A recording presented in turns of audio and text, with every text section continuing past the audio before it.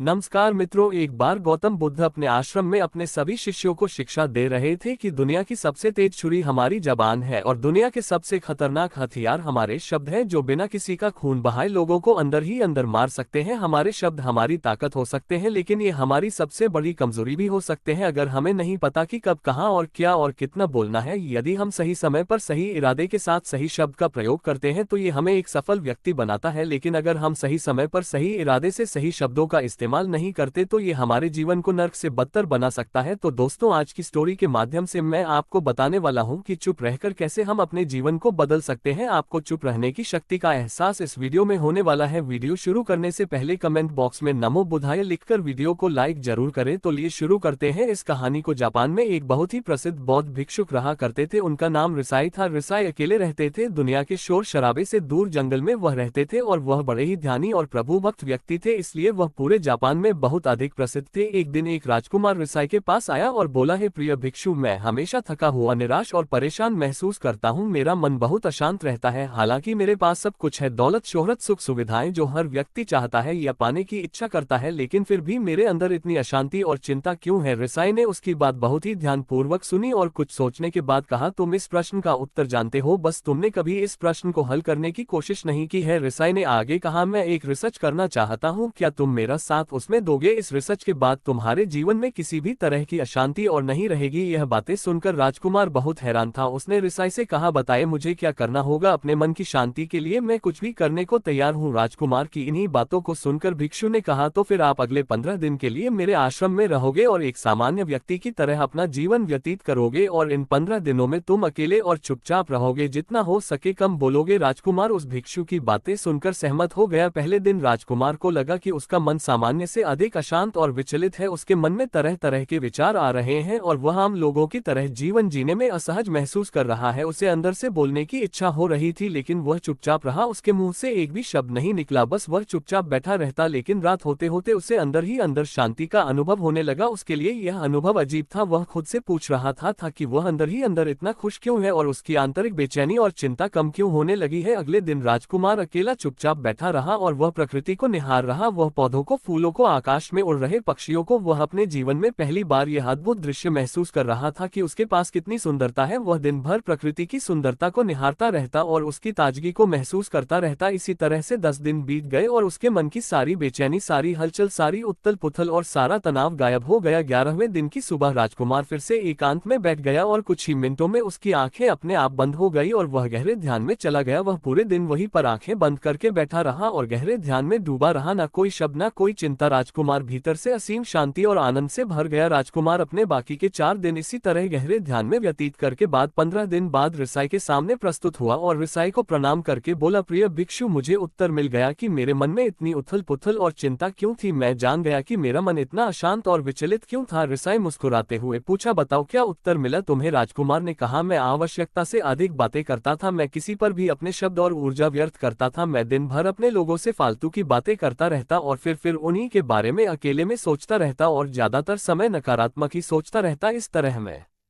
बस अपना समय बर्बाद कर रहा था। ज्यादा बोलने और नकारात्मक सोचने की वजह से मेरा मन अशांत और बेचैन हो गया था और इसी वजह से मैं किसी भी काम को ठीक से नहीं कर पा रहा था, जिसकी वजह से मैं हर काम में असफल होने लगा और फिर इन्हीं लगातार मिलने वाली असफलताओं की वजह से ही मैं और भी उदास और चिड़चिड़ा हो गया। इन्हीं सभी चीजों की वजह से मेरा जीवन नष्ट हो रहा था। लेकिन यहाँ पर बिताए हुए 15 दिन मेरे लिए पूरी तरह से अलग थे। मुझे कुछ अलग ही एहसास यहाँ पर हो रहा था। अब मुझे ऐसा लग रहा है मैं अपना जीवन पूरी तरह से जी रहा हूँ, लेकिन इससे पहले मैं अपना जीवन गलत तरीके से जी रहा था। और मैंने ये भी सीखा कि हमें सिर्फ ध्यान करने की जरूरत नहीं है, ध्यान अपने आप होता है जब हम इस शांत और मौन होते हैं। ध्यान के पिछले कुछ दिनों के दौरान मैंने जो पहली चीज सीखी वह ये है कि मनुष्य के जीवन के सबसे महत्वपूर्ण घटना स्वयं को जानना है। ये सुनकर रिसाई ने कहा, सिर्फ तुम ही नहीं, दुनिया में ज्यादातर लोग जरूरत से ज्यादा बोलते हैं। आज भी लोग ज्यादातर समय केवल एक दूसरे को नीचा दिखाने के लिए ही बोलते हैं। कुछ लोग ना चाहते हुए भी बातें करते हैं और अपना जीवन बर्बाद कर लेते हैं। रिसाई ने राजकुमार को चुप रहने का महत्व समझाते हुए कहा। एक बार गौतम बुद्ध से उनके शिष्यों ने पूछा, प्रिय बुद्ध, आप ज्यादातर समय चुप क्यों रहते हैं? बुद्ध ने कहा, क्योंकि चुप रहने से व्यक्ति अंदर से अनंत शांति की गहराइयों में होता हूँ। मौन अपने भीतर उतरने की पहली सीढ़ी है। मौन के बिना स्वयं को जानना असंभव है। स्वयं को जानने और समझने का पहला नियम है कि मौन हो जाओ, उतना ही बोलो जितना अत्यंत आवश्यक हो। बेफिजूल की बातें करना छोड़ दो। तुम अचानक पाओगे कि 90% से भी ज्यादातर लोग व्यर्थ ही ज्यादा बोलकर अपना समय बर्बाद कर रहे हैं। न बोलने का कोई भी नुकसान नहीं है, लेकिन यदि आप ज्यादा बोल तो आप अत्यधिक गलती कर देते हैं। अगर व्यक्ति कम बोलना शुरू कर दे दो दुनिया की 90% मुसीबतें कम हो जाएगी, झगड़े फसाद कम हो जाएंगे, उपद्रव कम हो जाएंगे, अदालतें कम हो जाएगी। अगर लोग थोड़ा चुप रहना सीख लिए, संसार की बहुत सारी समस्याएं हैं, बहुत सारा उपद्रव सिर्फ बोलने से पैदा होते हैं। सारी बात मौन सीखने की है। जब तुम नहीं बोलते तब तुम एकांत में अकेले हो गए, भरे बाजार में भीड़ में खड़े हो, नहीं बोलते हिमालय के शिखर में पहुंच गए। जिसने मौन की कला जान ली वह भीड़ में भी अकेले होने की कला जान लेता है। वह अपने भीतर ही डुबकी लगाने लगता है। एकांत में तो आदमी स्वर्ग में है। दूसरे की उपस्थिति ही बेचैनी पैदा करती है। पहले तुम्हें चुप रहने की शक्ति को धारण करना होगा, इससे तुम अधिकतर ऊर्जा को बचा लोगे और फिर इस स्थिति में पहुंच जाओगे कि तुम कम बोलने लगोगे। अगर तुम किसी के यहाँ पर जा रहे हो और परेशान हो जाओ तो ऐसे में उचित है कि आंखें बंद कर लो और अपने में खो जाओ। वहां से आपको ताजगी महसूस होगी, क्योंकि तुम्हारे अंदर ही जीवन का वह स्रोत छिपा हुआ है, वह किसी दूसरे में नहीं है। इसके बाद राजकुमार उस ऋषि से पूछते हैं, आखिर कौन हमें अपने अंदर तक लेकर जाएगा? यह बातें सुनकर ऋषि बुद्ध कहते हैं, तुम्हें स्वयं ही अपने अंदर उतरना होगा और वहीं से परम राज्य जीवन का आनंद ले पाओगे। आनंद का यहीं से जन्म हुआ है, यहीं से तुम मौत में डूब जाओगे, यही तुम्हारा सूरज उदय होगा और यहीं से अस्त होगा। इसी प्रकार तुम बार बार डुबकी लगाओ, जब भी तुम डुबकी लगाकर लौटोगे वहां से तुम पाओगे फिर ताजगी भरी जीवन की नई संपदा मिलेगी। इस नई शक्ति के जन्म होने से तुम्हारी थकान गई, उदासी गई, चिंता गई। जैसे कोई स्नान करके लौटता है तो शरीर शीतल हो जाता है, शांत हो जाता है, ऐसे ही जब कोई भीतर से साफ होकर वापस आता है, मौन में स्नान करके लौटता है, तो समस्त अस्तित्व, समस्त व्यक्तित्व शा और मौन हो जाता है, आनंदित हो जाता है। जब तुम आंतरिक मौन की उस पराकाष्ठा पर पहुंच जाओगे तब तुम पाओगे कि बोलने से भी तुम्हारा मौन खंडित नहीं होता, वह बना ही रहता है। उसकी एक अंतर्धारा लगातार तुम्हारे भीतर बहती रहती है। तुम बोलते तो हो, तुम शब्द का उपयोग भी करते हो, लेकिन वह तुम्हारे मौन को खंडित नहीं कर पाती। एक बार गहरे मौन में स्थिर हो जाओ, फिर तुम्हारी वाणी में भी मिठास आ जाएगी। तुम्हारा बोलना संगीत पूर्ण होगा, तुम्हारा बोलना सत्य होगा। तुम बोलोगे तो दूसरों पर भी शीतलता छा जाएगी। जैसे ही तुम अंदर से चुप होते हो, तुम इतने शक्तिशाली होने लगते हो कि समाज की निर्भरता तुम छोड़ने लगते हो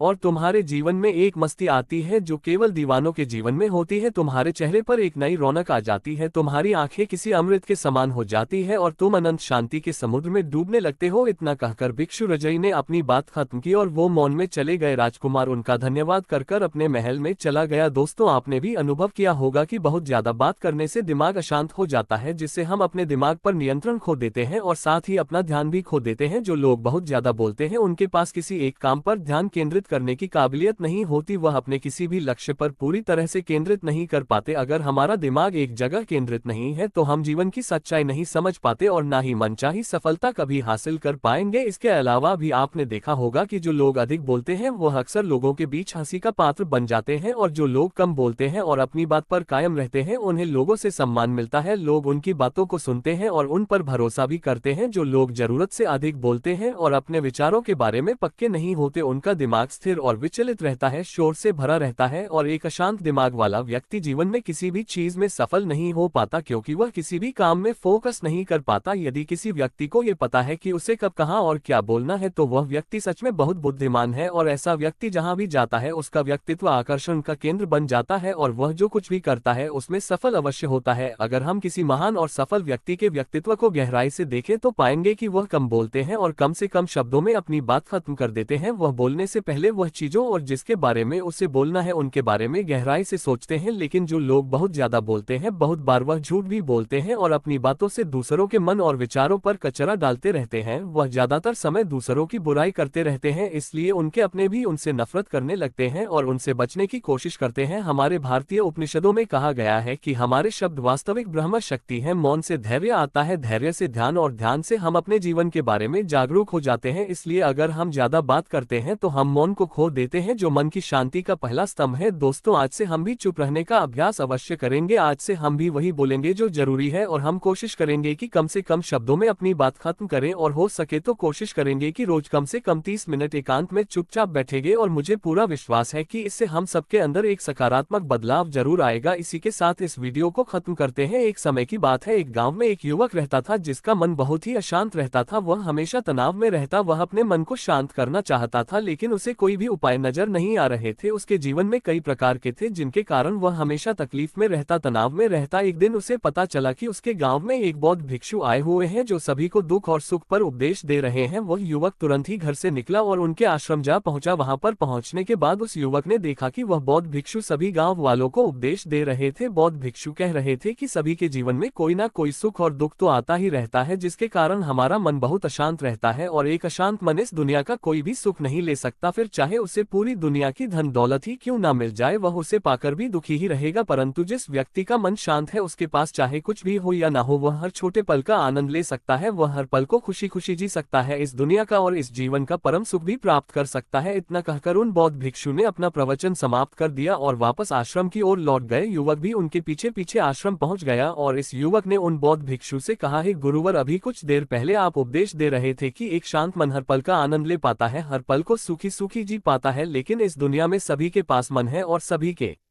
मन अशांत है, तो ऐसे में भला अपने जीवन को कोई सुखी सुखी कैसे जी सकता है। इस दुनिया में शांत मन किसी के पास नहीं, मेरे पास भी एक ही मन है और वह भी शांत नहीं है। गुरुवार, क्या आप बता सकते हैं कि मैं अपने इस मन को कैसे शांत करूं? तभी बौद्ध भिक्षु ने उस युवक को ध्यान के बारे में समझाया, ध्यान के फायदे बताए और उसे कहा, बेटा, ध्यान करने से हमारा मन शांत हो जाता है, हम विचारों के दलदल से बाहर आने लगते हैं और इस कारण हमारे जीवन में सुख उत्पन्न होने लगता है। यदि तुम भी अपने जीवन में सुखी होना चाहते हो, अपने मन की इन विचारों के दलदल से बाहर निकलना चाहते हो, तुम्हें ध्यान करना चाहिए, तुम्हें ध्यान का अभ्यास करना चाहिए, क्योंकि यही वह मार्ग है जो तुम्हारे मन को शांत कर सकता है और तुम्हें सही राह पर ला सकता है। उस युवक ने उन बौद्ध भिक्षु की बात मान ली। उस युवक ने उन बौद्ध भिक्षु को प्रणाम किया और वापस घर चला गया। घर पहुंचने के बाद उसने ध्यान करना शुरू किया। वह रात भर ध्यान करता रहा, लेकिन उससे उसे कोई लाभ नहीं हुआ। इस कारण वह अगली सुबह फिर से उन बौद्ध भिक्षु के पास पहुंचा और उन बौद्ध भिक्षु से कहता है, गुरुवर, आपके कहे अनुसार मैंने रात भर ध्यान किया है, लेकिन उससे मुझे कोई लाभ नहीं हुआ, मेरा मन तो अभी भी अशांत है। आप तो कह रहे थे कि ध्यान करने से हमारा मन शांत हो जाता है। तभी वह बौद्ध भिक्षु उस युवा से कहते हैं, ध्यान कोई एक बार करने की चीज नहीं है, ये तो अभ्यास है और धीरे धीरे समय के साथ मन शांत होता जाएगा। इस पर वह युवक कहता है, हे गुरुवर, मेरे पास इतना समय नहीं है, मुझे कोई ऐसा मार्ग बताइए जिससे जल्दी जल्दी मेरा मन शांत हो जाए और मैं खुशी खुशी अपना जीवन जीने लग जाऊं। ऐसे तो मेरा बहुत समय बर्बाद हो जाएगा, मुझे कुछ ऐसा बताइए गुरुदेव जिससे मेरा मन आज के आज और अभी शांत हो जाए, जिससे मैं सुख की अनुभूति कर पाऊं, मुझे सुकून मिले। उस युवक की यह बात सुनकर बौद्ध भिक्षु मुस्कुराने लगे। उन्होंने उस युवक से कहा, बेटा, मेरे पास तुम्हारे लिए कुछ ऐसा है जिससे तुम्हारा मन अभी के अभी शांत हो जाएगा। इतना कहकर वह बौद्ध भिक्षु अपने आश्रम में गए और अंदर से एक मटका लेकर आए और उस युवक को थमा हुए कहते हैं, जाओ और पास की बह रही उस नदी से इस मटके में पानी भरकर लाओ। उन बौद्ध भिक्षु के इतना कहने के बाद उस युवक ने वह मटका हाथ में ले लिया और नदी की तरफ जाने लगा। उसके बाद मन ही मन सोच रहा था कि लगता है ये गुरु पागल है, इन्हें कुछ नहीं पता, भला यह मटका मेरे जीवन में शांति कैसे ला सकता है या मेरे मन को शांत कैसे कर सकता है। लेकिन उसके पास और कोई रास्ता नहीं था, जिसके कारण उसने मटका लिया और पास वाली नदी के पास पहुंच गया। उसने उस नदी में से उसमें पानी भरना शुरू किया, लेकिन जैसे ही उस व्यक्ति ने उस मटके को नदी से बाहर निकाला तो उस युवक ने देखा कि उसके चारों ओर छोटे छोटे छेद हैं, जिससे पानी तेजी से बाहर की ओर निकल रहा था। उसने लगातार कई बार प्रयास किए, लेकिन काफी बार कोशिश करने के बाद भी वह उस मटके को पूरा नहीं भर पाया और थक हार कर उन बौद्ध भिक्षु के पास वापस लौटा और क्रोधित होकर कहता है, गुरुवर, आपने ये कैसा मटका दिया है, इसके चारों तरफ तो छेद है, भला मैं इसमें पानी कैसे भर कर ला सकता हूँ? जब भी मैं पानी भरता हूँ इस मटके के छेद से सारा पानी बाहर निकल जाता है, इसको मैं पूरा नहीं भर सकता। तभी वह बौद्ध भिक्षु उस युवक को शांत कराते हुए कहते हैं, बेटा, शांत हो जाओ, तो ये तुम्हारे प्रश्न का जवाब ही तो दे रहा हूँ, और यदि तुम क्रोधित अवस्था में इस जवाब को सुनोगे तो इसे समझना तुम्हारे लिए मुश्किल हो जाएगा। इसलिए शांत हो जाओ और मेरी बात समझने का प्रयास करो। ये जो मटका मैंने तुम्हें दिया है, इसे अपना मन समझो, और मन केवल दो ही प्रकार से शांत हो सकता है। पहला पहला ये कि तुम उसे लबालब पूरा भर दो और उसमें कुछ भी और आने जाने की जगह ना बचे। क्या तुम इस मटके को इस प्रकार भर सकते हो? इस पर वह युवक कहता है, हे गुरुवर, मैं इस मटके को लबालब नहीं भर सकता, क्योंकि जब भी मैं इसमें पानी भरता हूँ सारा पानी तो छेद से बाहर निकल जाता है। तभी वह बौद्ध भिक्षु उस युवक से कहते हैं, ठीक इसी तरह हम भी अपने मन को कभी नहीं भर सकते। हम जितना इसमें डालते जाएंगे वह सब कुछ हमारे शरीर के द्वारा बाहर आता रहेगा। फिर चाहे वह क्रोध हो, प्रेम हो या फिर दया, हम जो भी अपने अंदर आने देते हैं वही हमारे अंदर से बाहर भी आता है। और इसीलिए मैंने तुम्हें छेद वाला मटका दिया, क्योंकि ये हमारे मन के जैसा है। और जब हम इस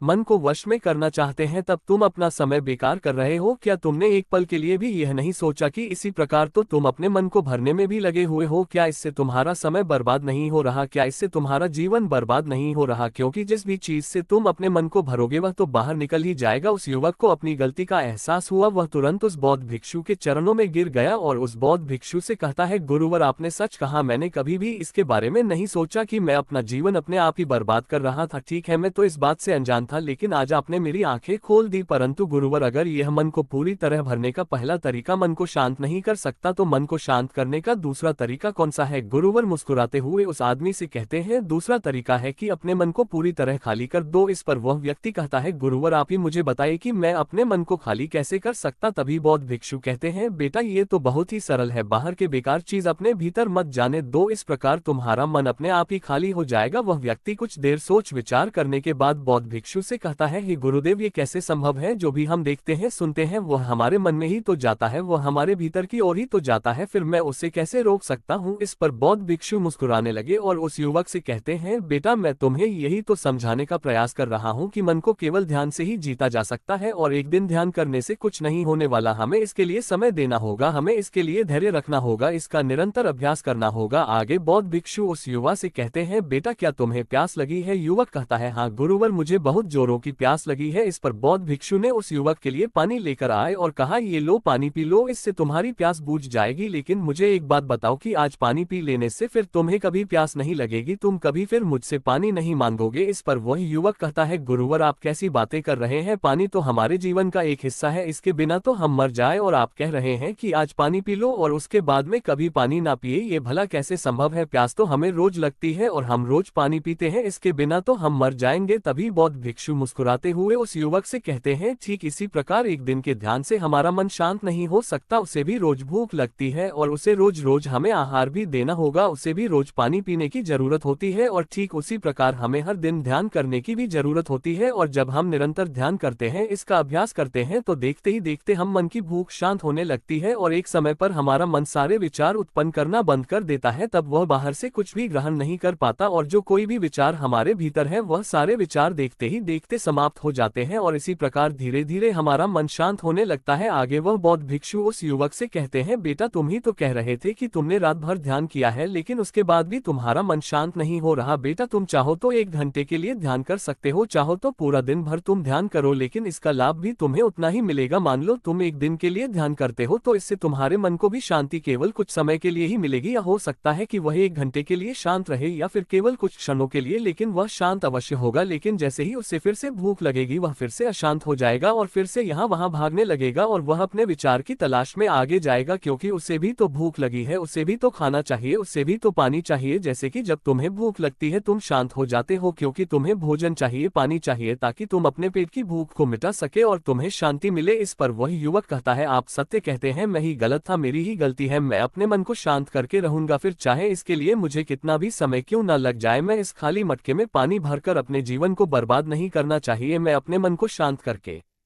ही रहूंगा, मैं अपने मन को पूरी तरह से खाली कर दूंगा। इतना कहकर उस युवक ने उन बौद्ध भिक्षुओं को प्रणाम किया और वापस अपने घर की ओर लौट गया। दोस्तों, हम लोगों के जीवन में भी कई प्रकार की समस्याएं हैं और हम उन समस्याओं का समाधान करना चाहते और अंत में हमें जो मार्ग मिलता है वह ध्यान है। हम ध्यान तो करना चाहते हैं लेकिन हम उसके परिणाम को तुरंत पाना चाहते हैं। जब हम शुरू में ध्यान करते हैं तो हमें उसका कुछ भी लाभ नहीं मिलता और हमें लगता है कि यह व्यर्थ है, इससे हमें कोई भी फायदा नहीं होने वाला, क्योंकि हमें तो सब कुछ जल्दी जल्दी चाहिए। लेकिन वास्तविकता तो यही है कि ध्यान सब्र और समय मांगता है और साथ ही उसे शांति भी चाहिए, परंतु हम इतने अशांत हैं कि हमारे भीतर ये तीनों चीजें नहीं है। इसीलिए अपने भीतर धैर्य पैदा करें। जब आपके भीतर धैर्य पैदा होगा तभी आप सब्र, समय और शांति के महत्व को समझ पाएंगे और फिर आपका समय चाहे कैसा भी क्यों ना चल रहा हो, आप हर समय खुश रहना सीख जाएंगे। महात्मा बुद्ध कहते हैं कि शारीरिक संभोग इतना खतरनाक नहीं होता है जितना कि मानसिक संभोग होता है। अगर आपको पूरी कहानी सुननी है तो कमेंट करें। धन्यवाद।